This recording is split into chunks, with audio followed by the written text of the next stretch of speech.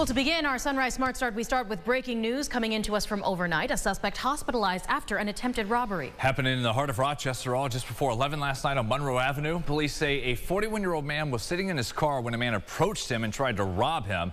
The victim tried to drive off and hit the suspect with his car. The suspect, 21 years old, did go to the hospital for minor injuries and will be charged with attempted robbery in the 3rd degree. Happening later today, the start of a new murder trial for a second attempt, as this case went cold nearly 40 years ago. It was in December, the first trial for Timothy Williams. The defendant ended in a mistrial due to jury misconduct from multiple jurors.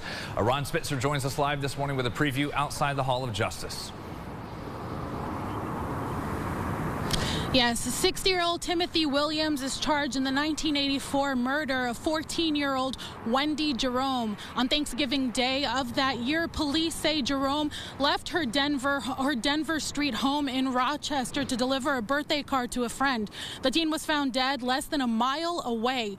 The case remained cold until investigators say they traced Williams' DNA. Williams was arrested in Florida in 2020 and charged with 2 counts of murder. A mistrial was declared back in December with the judge citing jury misconduct. The prosecution would not explain further, but it did apparently involve multiple jurors. We talked with Monroe County District Attorney Sandra Dorley after this announcement was made.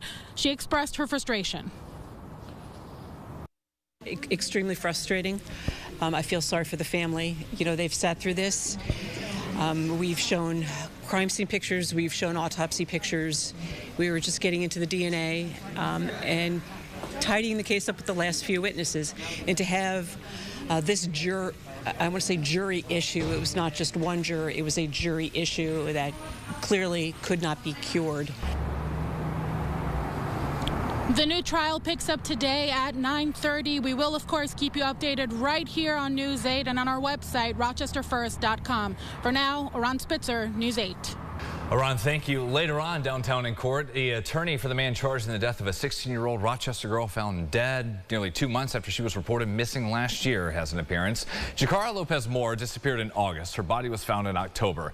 Police say 27-year-old Rain Tapiato took the teen into the woods near Lyle Avenue and shot her in the head. Tapiato pleaded not guilty to charges of 2nd-degree murder as well as a gun charge. There's an attorney appearance, as we mentioned, scheduled at 2 p.m. Tapiato's next preliminary hearing is scheduled for Wednesday. Also in court, the 2 men charged in a deadly Christmas Day beating will be arraigned. 22-year-old Bruce Wayne Beeman and 33-year-old Guy Musgrave II, accused of killing 60-year-old Michael DeCesare. Police say Beeman and Musgrave beat that man for several minutes while stealing from his pockets. The 2 are charged with 2nd-degree murder, among other charges. Both will appear in court this Monday morning at 9:30. A local business owner is recovering from serious injuries after a drunk driver hit him 2 weeks ago. Adam Scheffler is the co-owner of Golden Supply Company, remains in high spirits after spending a few days learning to navigate his new day-to-day life, at least for the time being, with a collar on his shoulders. He broke his neck in the accident. He was coming back to Rochester after visiting his partner and her son in Indiana. State police got word in Pennsylvania of a car going way too fast on 90, and that other driver, a woman in her 20s, hit Adam's car going more than 100 miles an hour. Police say she was drunk and could have been on drugs. His loved ones and this community as a whole are stepping up to help him. I usually don't like to ask for help from anyone. Anyone who knows me knows that. So the response to the GoFundMe, my partner had set that up, and the small network between her and my business partners, getting the word out there. It's just, again, an overwhelming response that I never would have expected.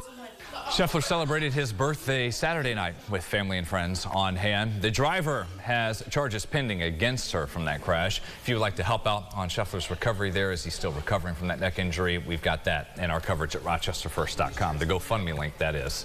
Sunrise traffic here, 6 minutes to go until the top of the hour. Almost official sunrise here. That's the view over downtown in Cornhill, 490 passing over the river.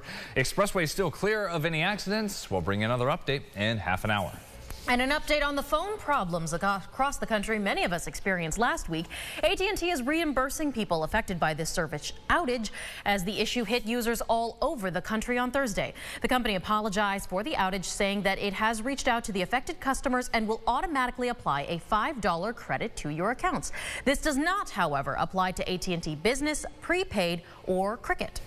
On the ice so far this season, the Buffalo Sabres have failed to win 3 in a row at any point until Sunday night. Sabres at home against the Canes. UPL in net again.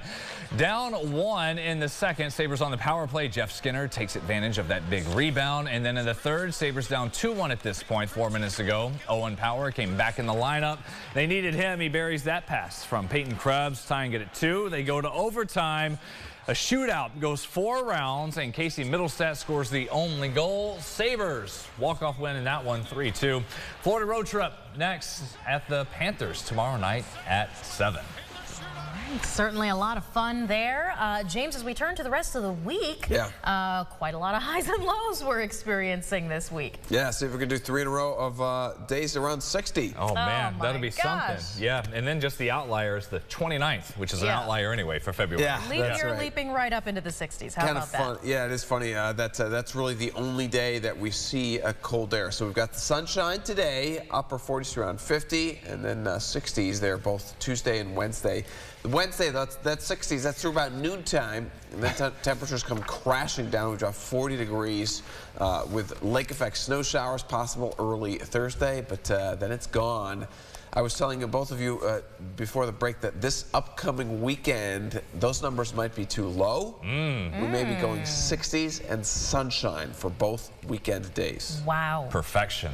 Looking forward to that. What a way. Bring out the shorts, listen, I know, listen, if it's not going to be snowing and giving us real winter, give us some of that springtime. There you go. Yeah, sit outside, enjoy that sunshine. Yeah. Strange. Bring the patio furniture out and just keep the covers close by. Patio furniture has been out, but it just doesn't have snow on it anymore. No, it doesn't. All right, that does it for us here at Sunrise this Monday. We'll see you back here in 30. Thanks for sharing the morning with us, everyone. CBS coming up next.